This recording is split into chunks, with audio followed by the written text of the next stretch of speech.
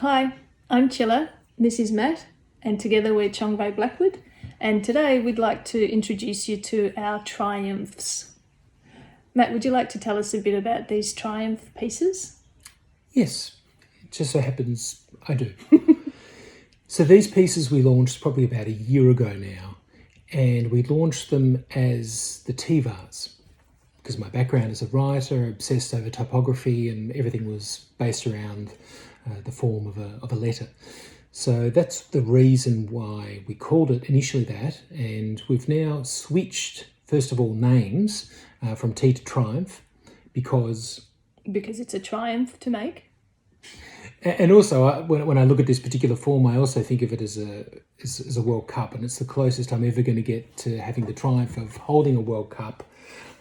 So that's another reason why we've decided to call it Triumph. But it's really probably our most brutalist piece that we have in our collection. And what's really enhanced that design and that sense of brutalist layers is two main elements that we've changed from the previous T to this one.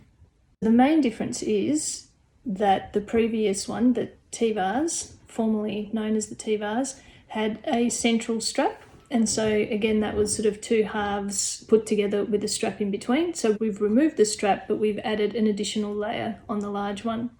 And the small one is new. The small one wasn't around before. And from a production point of view, the small Triumph has 1, 2, 3, 4, 5, 6, 7 layers. And the large Triumph has 1, 2, 3, 4, 5, 6, 7, 8, 9, 10, 11 layers.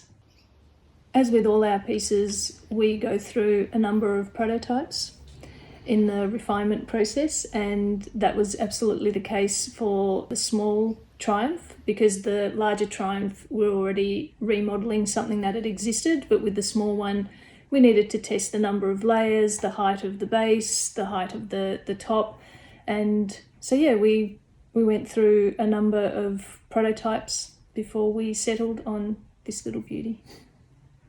And the layering is a really interesting thing, especially in terms of the design, is that part of the refinement process over the past year is to try and get the balance at a point where we're really happy with it. And what that means is to balance not just visually, but also the weight ratio of this overhanging area here, as opposed to just the central stem. So it just allowed us to widen the central stem with that extra layer, which created additional stability as well as additional visual references through the repetition.